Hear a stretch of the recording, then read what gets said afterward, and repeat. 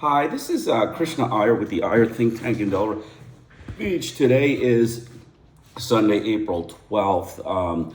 We're going to do a couple things today. The focus of this presentation is the U.S. government and academia nexus of white quacks, the genocide in Paraguay and Indonesia, and Donald Trump's dangerous psychopathic illness.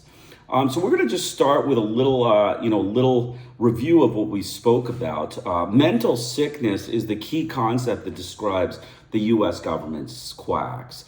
All the signs of decompensating mental health illness are there. We gave a paper reference in our last presentation in the description section that goes through all the presidential, psychiatric symptoms and what they, manifested. The American government are mentally ill, deranged white supremacists. They have hate and anti-ethnic fascism in their heart, and they are anti-democratic and exhibit the following psychiatric characteristics. They are sadistic, they are cruel, they are detached from any ethnic cruelty, they have genocidal and homicidal ideations, they are into torture, they are into kidnapping and murder in their immigration prisons, their immigration ICE facilities. They are mentally ill psychopaths. We talked about all of the presidents, including Donald Trump, who exhibit signs and symptoms of schizophrenia. There are many books out there that describe Donald Trump's dangerous psychopathic illness, and he has scored over 30 on the psychopathic index. That, probably Richard Nixon, Lyndon Johnson, Eisenhower, Lincoln, Pierce, Roosevelt, Jefferson, as well as Truman and Rutherford Hayes, all probably scored very high on the psychopathic test. So we are going to basically go over genocide in Paraguay, chapter 4. We're going to, discuss chapter 4. This is the book. It's a book that's out of print. Like we said, John Winthrop Sr. history is the way the U.S. government believes history should be done, and we just basically hide the stuff. We bury the books in print, and then, when people aren't looking, we slowly remove them. But then when people are looking, we, get angry and obsessed and want to either shoot them or remove them behind the scholar's back. That's the sadistic part that the U.S. government doesn't show, but I can see it because they removed this book after I started reading it and buying it. So it, went up, the price went up. They were all bought off. What happens is the U.S. government buys the books off, and then, there are none left to, buy. They buy them at eBay secretly, and then they put them out of print, and you'll see many textbooks. There's a book on East Timor nationalism and colonialism that describes the Indonesian and the American government's mass murder campaign and genocide in East Timor. It suddenly, got out of print, and they, kind of just laugh about it. They say, oh, we don't have to really talk about this stuff. But their academia are involved in a nexus of quacks again, and in genocide. Their academia are part of the genocidal campaign by the U.S. white supremacists. They're racist, angry, sadistic, cruel, anti-ethnic, hateful butchers. So chapter 4 of this book, Genocide in Paraguay, is the Camp ex Cecilio Baez. In 1962, a Danish organization concerned with the oppression of ethnic groups in various countries published a report by Mark Munzel of the Department of Anthropology of the University of Gießen, alleging genocide practiced against the Guayaki Achi Indians inhabiting the forests of eastern Paraguay, among whom he had been conducting his studies. There was little that was new in much of the situation he described.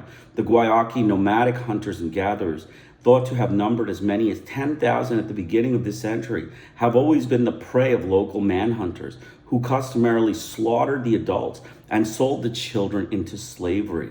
Numerous travelers in Paraguay have testified to the existence of this practice. Paraguayans have even attempted to justify to me in person the child slavery of Indians as a contribution to the economy of the country. In addition to traditional hunts carried out for the purpose of procuring children, full-scale massacres have often been organized by ranchers in reprisal, say, for the theft by a starving nomadic band of a farmer's cow. In one instance, in 1949, the survivors of such a massacre were taken naked and in the chains of the nearest town, San Juan Nepomuceno, and they're espoused for public sale. So you remember from past presentations, the U.S. government supported the military dictatorship of General Stroessner. It was a right-wing dictatorship put in there by the U.S. government.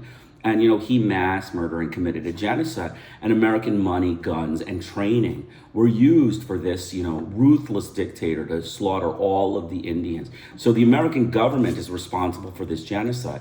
And their media hid the whole thing from view, which we will get to. We've already gotten to, but we will get to more. Just before Dr. Munzel's arrival in Paraguay, there occurred a basic change in this almost traditional pattern of murder and enslavement. In 1968, the road from Coronel Oviedo to Guara Cataracts was completed. This opened up a hitherto inaccessible forest zone in the home of the last of the Guayaki and caused a steep rise to land values in the area. Large-scale timber extraction and ranching firms moved in the forest, began to disappear. And the Guayaki, deprived of their honey and their game, were reported to be stealing food from the invading whites. It now became a matter of government policy to remove the last of the Guayaki from their traditional land and sedentarize them on the small reservation. Here, where resources were insufficient for the Indians to support themselves, they would be made available as a labor force to local farmers. The operation was entrusted to a notorious ex-manhunter, now promoted to government official, Manuel de Jesus Pereira, described by Miguel as a gunman and a drunkard with a perverted taste for the very young girls who were made available to him whenever a band of Guayaki were captured. Manhunts were carried out with extreme savagery. The Guayakis raised their hands in sign of capitulation. The Guayakis nevertheless did not drop his bow at once and was killed by the hunters. The hunters first raped the young women and then brought the entire band to Silva Q. Those who showed any resistance were dragged at the end of a rope and then tied to the rope. Cecilia Baez, the reservation to which they were taken, seems to be a small Belsen for Indians. There, the first essential was to break rebellious spirits.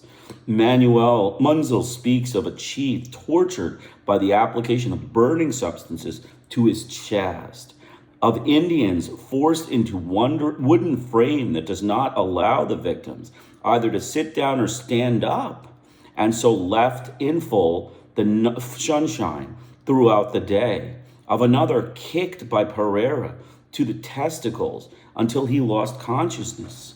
The young girls, he says, were sexually abused by the white administrators. Miguel charges that food and medicine supplied by the government were intentionally withheld, causing death by starvation and epidemic disease. Every time Munzel visited the reservation, there were fresh graves. Once he counted 60. Pereira had organized tame Guayakis, senuelos, to go to the jungle in search of their free brothers. In recompense for their services, the senuelos were habitually given the wives of the captured men. A mysterious fluctuation in the camp's population, plus the extreme disparity in the sexes of its population. There were hardly any girls between the ages of 5 and puberty, when they are most valuable as slaves, led Munzel to suppose that a clandestine trade in slaves was going on. All the evidence supplied by this German anthropologist, church leaders, and Paraguay's most respected intellectual supports the view that Cecilia Baez was a camp through which the remaining Guayaki population of Paraguay was doomed to pass into servitude or oblivion. So these crimes against the Indians in Paraguay resembled their crimes in Asia. I mean, I read the Indonesian history and I read the Vietnamese history and the Indo-Chinese history. These crimes that the white frauds of the US government are the same crimes they committed against the poor people of Indochina and the poor people of Indonesia. In the summer of 1972, the Roman Catholic Church of Paraguay stated its grave concern over these abuses and announced that it had informed the Holy See, while the Paraguayan anthropologist Dr. Chase Sardi, Padre Melia, superior of a Jesuit community in Asuncion, and the zoologist Dr. Luigi Maraglia made a public accusation of genocide. Following this scandal, Pereira was dismissed from his post at Cecilia Baez and served a short term in prison. The administration of the camp was taken over by Mr. Jack Santiago Stolz of the New Tribes Mission, the most influential of the North American Protestant missions in Paraguay. Public relief of this change was short-lived. Few visitors were admitted to Cecilia Baez, but the occasional reports that filtered back gave rise to fears that the manhunts were still going on. In February 1973, a German tourist who visited the camp found a group of 20 Guayakis who had obviously just been brought in. They were in a desperate state of mind and just sitting around passively and staring at the ground. A missionary told this man that the new arrivals had been brought by none other than Jesus Pereira, who at liberty again had caught a whole band and divided up the captives, some for sale, some for the Cecilia Baez reservation, and some for a farm he was running with slave labor. Extraordinary variations in the camp's population continued. In June 1973, the population reached 110 persons, but a visitor to Cecilia Baez on August 23, 1973, counted only 25 Indians. Father Melia, writing to German firm Farburg Host, one of the original sponsors of the reservation, said that in the first 9 months of the American missionary Stolz's administration, some 120 Guayakis had disappeared. Where had they gone? All the evidence made it hard to reject the possibility that they had fallen into the hands of local farmers who were using them as slaves. There were rumors, too, of extreme hunger on the reservation. A letter to Mark Munzel from a Paraguayan contact whose name would not be published, although Dr. Munzel was prepared to show the letter to any investigators, said, there was a Guayaki who, in order to be able to buy something to eat, sold his son to some settlers for 80 guaranis, 75 cents. The price of Guayaki children at the height of the manhunts in 1972 had been about $5. Desperate conditions of the camp are also suggested in a letter dating May 1st, 1973, written by Paraguayan rancher Mr. Arnaldo Cant to Mr. Nolito Rios, at the time assistant to the administrator of Cecilia Baez. Yesterday, Mr. Jack Santiago Stolz, administrator of the Colonia Guayaki, was here. He threatened to report me because I had that group of Guayakis you had gathered for me. I explained to him that I had them on your request, and only to prevent them from being used as slaves. I was struck by the fear that this man, Mr. Jack Stolz, inspires in these Indians. When they unnoticed he was there to return them to the reservation, they started to run away into the forest. The women wept, telling me they did not want to go to return to the camp because there they were given no food. The administrator claimed payment for the work of the Guayakis had done cleaning up around the houses, and I gave him the sum 2,500 guaranis as provided by the enclosed receipt. The receipt given at Cecilia Baez on April 30th, 1973, is for the labor performed by a group of Guayakis. According to Mr. Stolz, he wanted the money only in order to pay it to the Indians later on. Shortly after this, Miguel received a letter from Paraguay which said that the New Tribes missionaries are now hunting by motor vehicles for Guayaki in the region of the Egatini, 100 miles from Cecilia Baez, in order to reintegrate them into the reservations.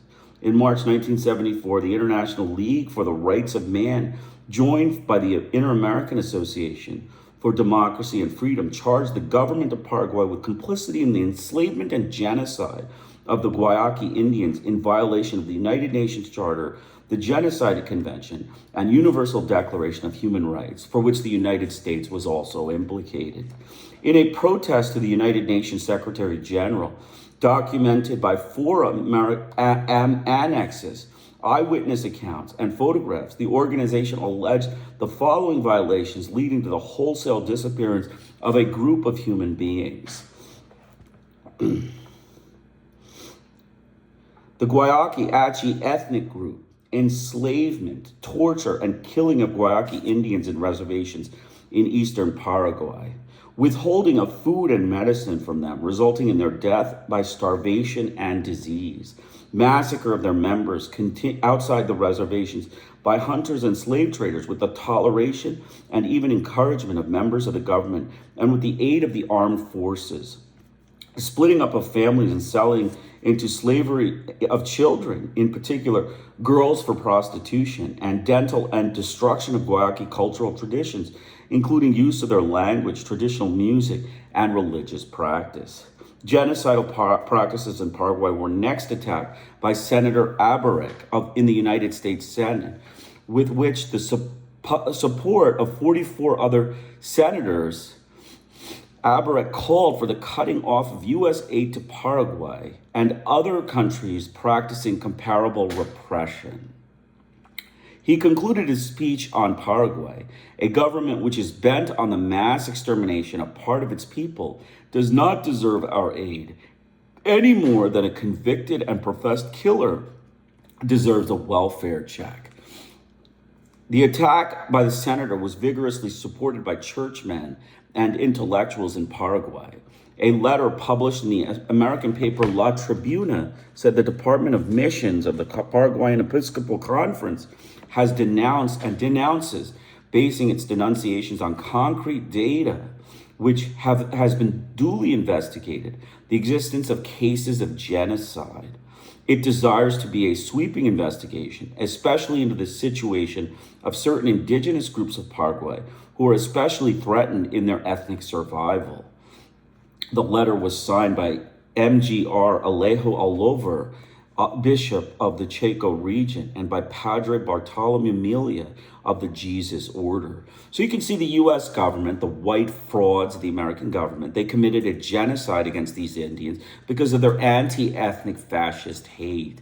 They hide this hate, they conceal it, through big political ways. They make complex their government, and it is a fraud, illegitimate government of the United States of America. It is an illegitimate group of white quacks that run the government, and they conceal their hate, and then when it manifests, they pretend it's not really hate. It's some sort of, mechanical reason they have to commit rape, torture, and murder. I mean, that's really what the U.S. government is about. They're a group of vicious thugs.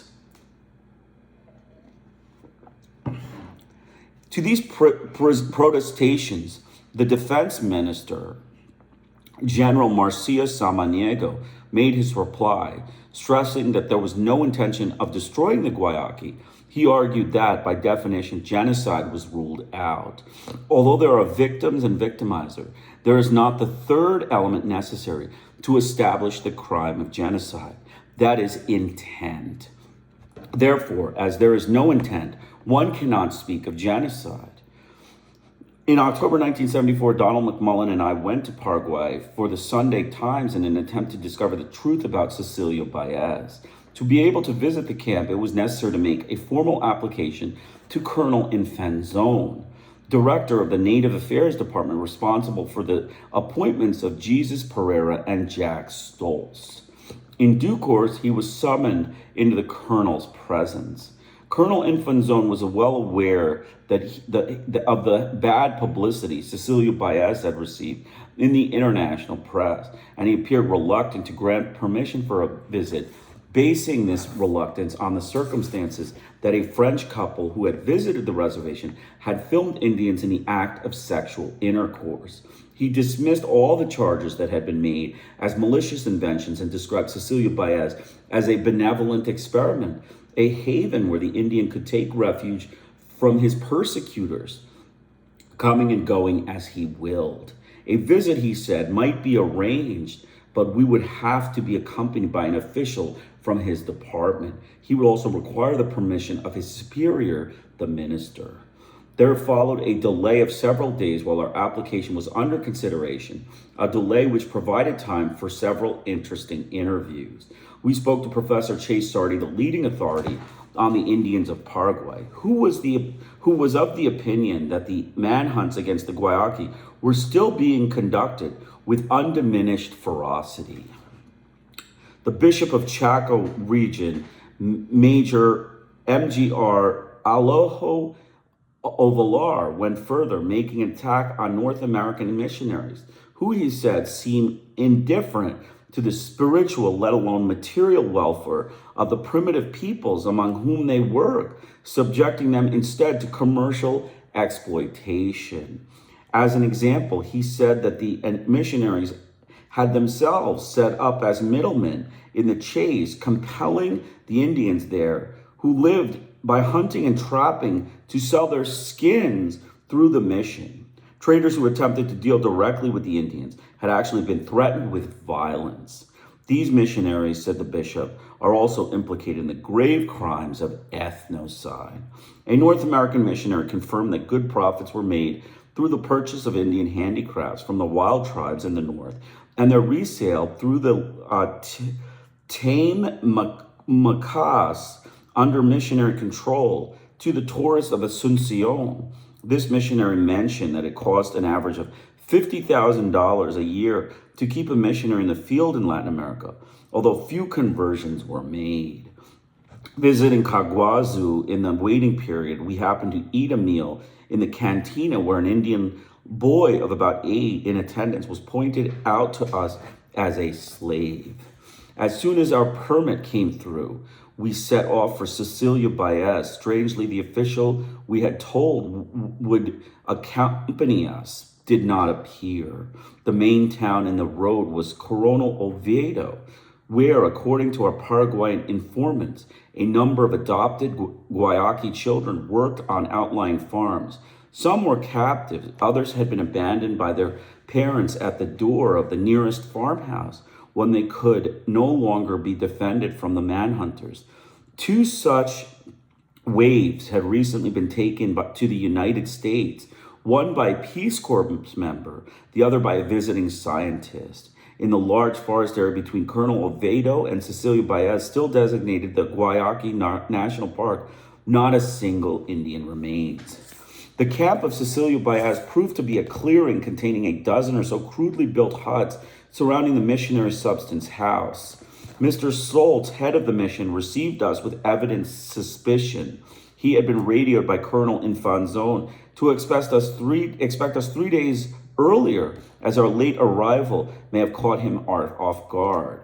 He questioned us closely about the motives of our visit, and it seemed clear to us that we would have to regard Mr. Stoltz as virtually a functionary of the Paraguayan government, empowered to turn us away if he felt we might damage his position. A small number of Guayakis, dressed in dirty mission clothing, were apathetic, wandering about. Some suffered from skin ailments, sores, and decaying teeth, while the children had the distended stomachs characteristic of malnutrition. The camp smelled strongly of human excrement. Mr. Stoltz told us that the camp's population was 300. It had been only 50 when he visited in January 1974 by Jonathan Candle of the New York Times, and we asked Mr. Stoltz where the new arrivals had come from. He replied evasively that they came time to time during the night. It is hard indeed to believe that free Indians reached Cecilia Baez of their own volition, covering 100 miles from the nearest Guayaki area, much of the distance across the ranches and farmlands of hostile whites.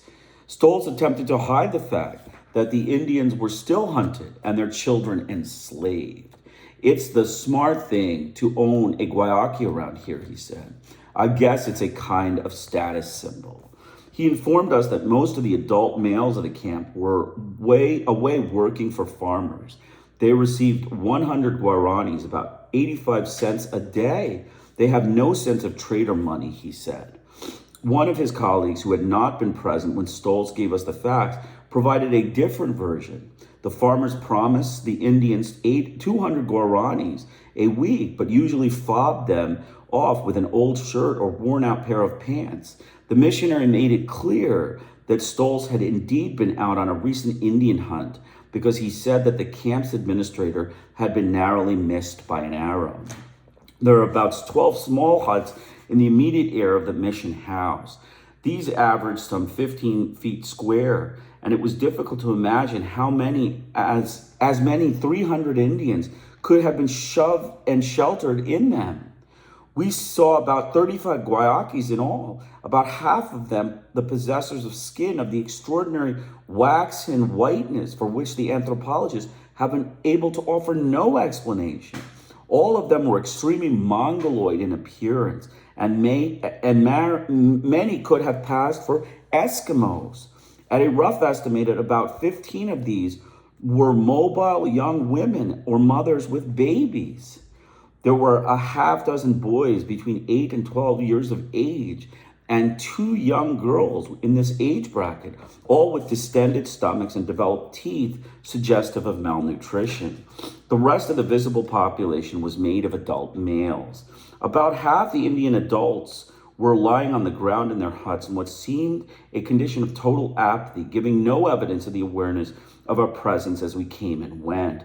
We have no signs of food anywhere in the huts, no scraps or leftovers. Having finished his photography in the central area of the camp, my photographer strolled off toward 2 huts in the outskirts, followed by Mr. Stoltz's son, who by now was carrying his tripod, and a smiling young missionary who assured him that there was nothing more to be seen. In one hut, he found 2 old Indian ladies in the last stages of emaciation and clearly on the verge of death. They lay on the ground, apparently abandoned to their fate. This was a scene of the kind one associates with the ultimate disasters of Ethiopia or Bangladesh. In a second hut lay a third woman, also in desperate condition, and Mr. Stoltz's son explained that she had been shot in the side while being brought in. If Mr. Stoltz had told us correctly that there were 300 Indians, presuming women were not compelled to work with their menfolk in the farms, men outnumbered the women by about 20 to 1. We found it strange that we should have seen no old men. Where were the womenfolk of all the men away working? By Stoltz's admission, all evidence of Indianness had been vigorously suppressed. The lip ornament worn by all adult males had been removed. Although the Guayaki are a profoundly musical race, no musical instruments of any kind existed at Cecilio Baez. Stoltz permitted no ceremonies to be performed, and there were no longer any shamans or chiefs. All Indians' names, the Achi Guayaki, are named after totemic animals, were forbidden. Mr. Stoltz told me that in his 2 years at the camp, he had made no converts. He ascribed this to the fact that he had not been able to learn the Guayaki language. Before I can bring them to Christ, he said, I must first understand what they believe. So far, he had only been able to discover that they believed in 3 gods, the jaguar, the alligator, and the grandfather. This makes things difficult. When we talk of God's son, they think of a tiger's son nailed to the cross. The missionary believed that all those Indians who remained without hope of conversion were doomed to spend eternity in hell. We were told that the Guayakis working outside the camp would return by midday, but by the late afternoon when we left, they had not appeared, and we were obliged to assume that there was no intention of allowing us to see them. From our visit to Cecilio Baez, we formed the conclusion that the Indian manhunts continue in Paraguay, and the probability is some basis for the allegation of the letter received by Dr. Munzel that the new tribe of missionaries take part in such manhunts. It seems evident that the mission in Cecilio Baez performs no religious function, but it is invaluable to the policymakers of the Paraguayan government and as an efficient instrument for clearing the forest of the remaining Indian population, for taming these Indians, and for transforming them into cheap labor for the settlers who take over when the forest has gone. My eyewitness account, however, cannot be concluded without indicating that a comparable visit to the Chaco area may yield evidence of an even more far-reaching genocidal extermination directed against the Indian forest dwellers. Monsignor Alojo Ovalar's statement that the rule of North American fundamentalist missionaries in that area suggests a fate for the Indians comparable to that of the Guayaki-Achis, received unexpected support from a Protestant missionary I encountered on my trip to the Achi reservation. In what appeared to be an unguarded moment, he told us that the tannin extraction company, believed to be Prados Verdes, is one of the many known to be engaged in the systematic exploitation of the natural resources of the Chaco. The fear among liberals in Paraguay was that the same methods used with such success against the Achi Guayakis, or even more ruthless ones, were extended or about to be extended by the Indians in the Chaco region, and also, indeed, to all other Indian tribes. But even if their secondhand accounts, which I received, are to be discounted, I am constrained to conclude on the basis of what I personally witnessed that genocide, at least among the Achi Guayakis, is being conducted under government protection. So you can see the U.S. government set the Achi Indians up for a genocide. They are, racist frauds, American white racist frauds that, did, really conduct a genocide against the Achi Indians. So we're going to just talk about the Iran war. I'm just going to make a couple statements. Ceasefire. Trump says it doesn't apply to Israel. I mean, that's a fraud. I mean, it was the U.S.-Israel, racist coalition that caused the anti-ethnic, hate-filled, mass-murdering, sadistic, detached American and Israeli cruel butchers that don't seem to realize how fraudulent they have become in their, rhetoric. How can a ceasefire not apply to a nation that has waged war in the conflict? Remember, a fraudulent, illegitimate coalition attacked Iran, not the other way around. Topics, we're going to just talk for a few minutes about the U.S. government and its, program and genocide in Indonesia. It's another genocide. Just a few more people that were died. I'm going to read a letter by, a princess.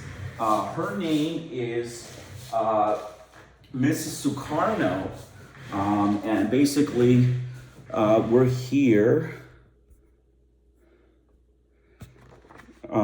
So her name is Mrs. Dewi Sukarno. I'm going to read this letter, but I'm going to just tell you a few facts about the Indonesian genocide. It's some, basic background you need to know.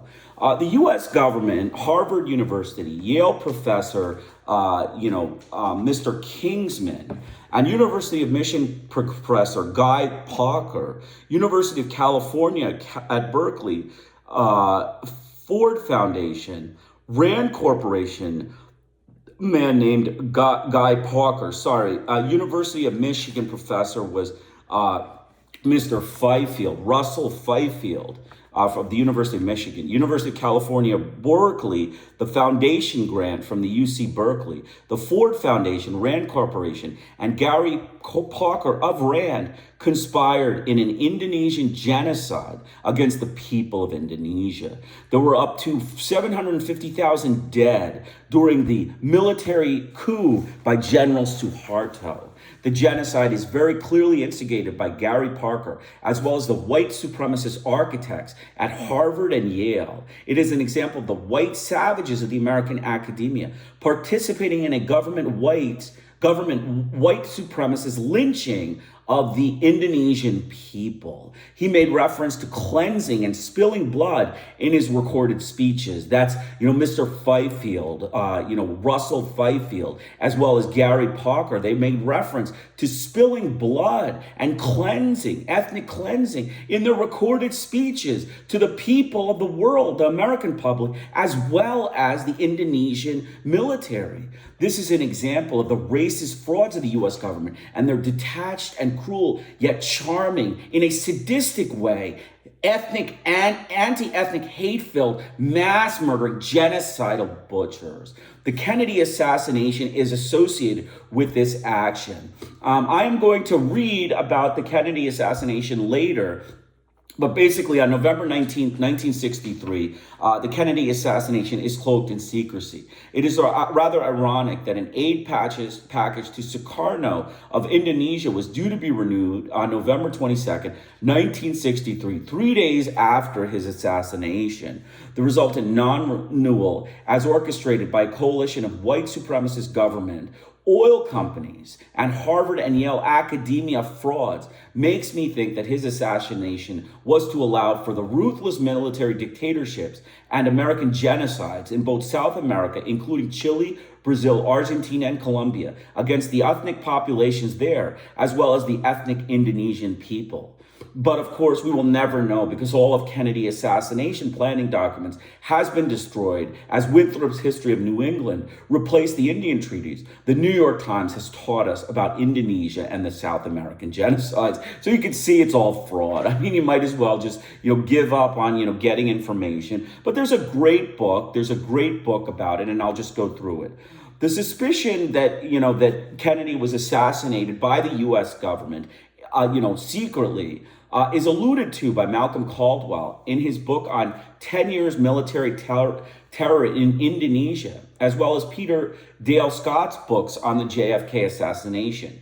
Mr. Malcolm Caldwell is a British scholar of the University of London who was murdered by unknown assailants. And this is the book, 10 Years Military Terror in Indonesia. You can try to buy it. It's being put out of print because the U.S. government, as I said, is on to books. They have decided that, Winthrop is not working, if people actually read the book. So they are, in process, while I'm scholarly reviewing their racist fraud action, trying to remove and destroy the book. It's called Winthrop Politics, is destroy all the records that you did of mass murder of ethnics. And they say, and then say you're ethnic champions, right? We're champions of blacks and Muslims and Hindus and Buddhists and all the people in the world, South American champions. The American government are champions of all ethnics, after they slaughter them and then, delete the records, just, burn the records and say that, now you don't know that we weren't champions, but now you can think we're champions and pretend we're champions until we murder you later. I mean, that's basically who they are. They're racist white quacks. So racist white quacks and sadistic detached cruel anti-ethnic butchers. This book is on my website, The Terror and the 10 Years Military Terror in Indonesia is on my website. The website is not yet up, but it will be up in a short period. I'm going to read this letter by Sukarno's widow writes to President Ford. It's in the book if you want to read it. Addressed as His Excellency, President Gerald Ford, the White House, Washington, D.C. Dear Mr. President, as the widow of late President Sukarno and being the only member of the family living overseas, I address myself to you, feeling deeply alarmed and disturbed by numerous and persistent reports in the international press. For instance, the CIA is said to have spied on my husband, manufactured a fake film in order to slander the good name and honor of Sukarno, prepared an assassination attempt against him, and conspired to oust him from power and to estrange him from the Indonesian people by accusing him of collaborating with international communism in betrayal of Indonesian independence, which of course is totally absurd. My husband repeatedly informed me that he was fully aware of these immoral, illegal, subversive, anti-Indonesian activities against his beloved Indonesia, his people, and against him personally by the United States. I would like to request from you, as well as from the responsible congressional committees in the United States, a full explanation about these reports and reprehensible practices as carried out by an official United States government agency in the name of several American presidents and governments. Both in 1956 and 1965, the CIA directly interfered in the internal affairs of Indonesia. In 1958, the monstrous action led to a civil war. In 1965, it led to the ultimate takeover of a pro-American military regime, while hundreds of thousands of innocent people and loyal citizens were massacred in the name of this insane crusade against international communism by the United States of America. Still today, 10 years later, many tens of thousands of true patriots and Sukarnoists are locked up in jails and concentration camps, being denied the simplest and most elementary human rights. American companies and aggressive foreign interests are indiscriminately plundering the natural riches of Indonesia to the advantage of the few and the disadvantage of the millions of unemployed and impoverished masses. I must ask you now, Mr. President, in the name of freedom and justice, in the name of decency and relations between states and statesmen, between powerful nations and developing lands, in the name of the Indonesian people and the Sukarno family. Did the United States of America commit these hideous crimes against Indonesia and against the founder of the nation? Will your government be prepared to accept responsibility for these evil practices? Over 100 million Indonesians have been brainwashed, as was the rest of the world, by the present regime's propaganda into believing that the communists carried out an insurrection. My countrymen, as well as everyone else, have the right to know the truth about the historic facts.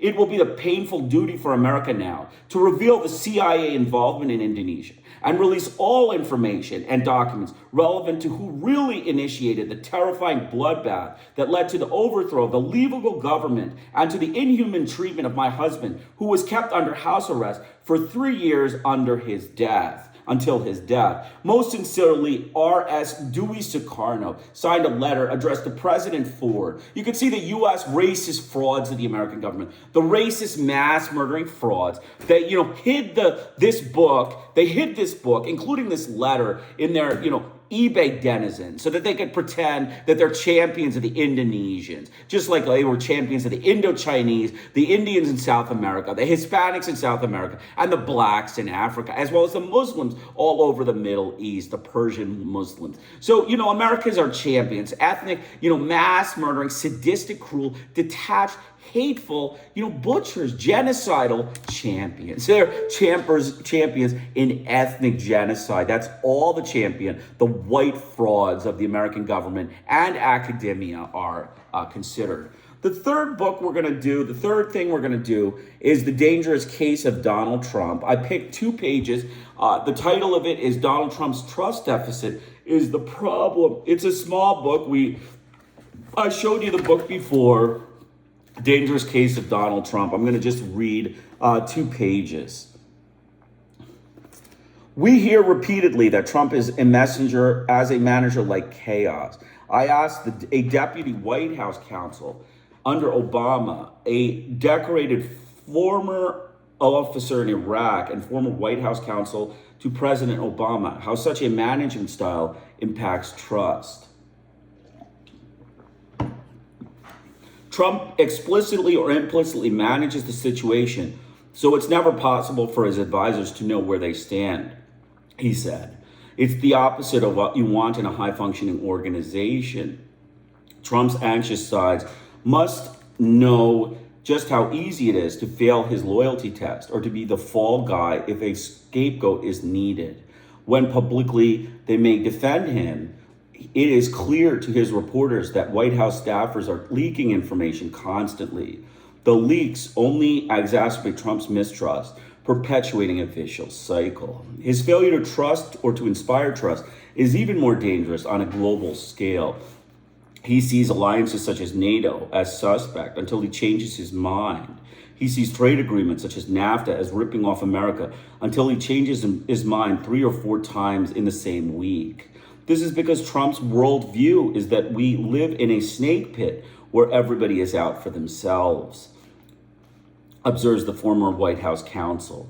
He and his co-conspiracy theorist advisor, Bannon, takes everything that the left behind white working class hates about globalization, and they turn it into personalized enemies, Muslims, Mexicans, and refugees, whom they believe are taking away their jobs. Those people aren't like us, is the alt-right message. They're polluting our culture. In the course of his first 100 days, Trump appeared to be increasingly out of touch with the reality in which the majority of us live. His pathological propensity to lie is not the worst of it. His monomaniacal attachment to his lies is, such as the transparent one in his March 4th Twitter storm, accusing President Obama of putting a tap on his phone. It raises the question, is this president floating his own absolute reality? When I attended Dr. Bandy Lee's Yale town hall meeting to write about it for the Daily Beast, I cited insights delivered there by 2 of the authors in this book, Dr. Robert J. Lifton, the eminent former professor of psychiatry at Yale University, and today at Columbia University, elaborated in a follow-up interview. Trump creates his own extreme manipulation of reality. He insists that his spokesman defends his false reality as normal. He then expects the rest of society to accept it, despite the lack of any evidence. This leads to what Littleton calls malignant normality. In other words, the gradual acceptance by a public inundated with toxic untruths of those untruths until they pass for normal. Dr. James Gilligan is a psychiatrist and author who has studied the motivations behind violent behavior over his 25 years of work in the American prison systems. If we psychiatrists who have experience in assessing dangerousness, if we give passive permission to our presidents to proceed in his delusions, we are shrinking our responsibilities, Gilligan said. Today, a senior clinical professor of psychiatry at NYU School of Medicine, Gilligan told Dr. Lee's town hall address, "I don't say Trump is Hitler or Mussolini, but he's no more normal than Hitler." We don't have to rely on psychiatrists to see that this president is not consistent in his thinking or reliably attached to reality. We have had vastly more exposure to Donald Trump's observable behavior, his writing and speaking, than any psychiatrist would have after listening to him for years. It is therefore up to us, the American public, to call him out on it. And some of the most experienced hands-on around the world, White House, are doing so. So you can see that's a short passage. But again, like I said, always, though Donald Trump is crazy like a crazy, the U.S. government has always been crazy like crazy. All their presidents have been crazies like a crazy because they are crazy like a crazy white supremacist. They are, crazy like crazy white supremacists. They enjoy watching ethnic cruelty and slaughter. They enjoy watching ethnic violation of human rights. That's their personality. They are steeped in the blood of the Roman Catholics, of, the yesteryear, like the James Winthrops, the William Hubbards, who believe that white Roman Catholicism is the only human being. Everybody else is less than human and is deserving of murder and, stripping of rights and slaughter. That is what the U.S. government does. They just, go places, they commit genocides and, do all that they do, through their, racist campaigns. And, this statement by Mrs. Suharto, brings a nice, statement to the U.S. government. They should analyze this letter by Ms. Suharto that is now going to be in print on my website. They should see what vicious things they did and why they didn't answer this letter. Gerald Ford never gave an answer to this letter written to Mr. Ford, back in 1975. I mean, this is a group of white, sadistic, cruel, detached, mentally deranged, and detached of anti-ethnic, cruel, mass murdering, genocidal butchers of the U.S. government. So, every other day I'll give this presentation. I'll put my notes in the description section. There are only 2 books that I recommend. I recommend those 3 books. The Donald Trump book, this book, the 10 Years of Military Terror in Indonesia, and this book, Ethnic Genocide in Paraguay. This one is not available, but it will be on my website. This is also coming down. The U.S. government has bought out all the copies and is burning them. So, you have to, just kind of wait for it. It'll be on my website in a couple days. But, they're very good books. They describe a nexus of, whites that, just break all the laws to support their government in a, genocidal quest against ethnic people. And they want to pretend to be champions of all ethnics. They're racist white frauds. That's all they are, racist white frauds. So I hope you enjoyed it. Krishna Iyer with the Iyer Think Tank in Delray Beach. Have a great day.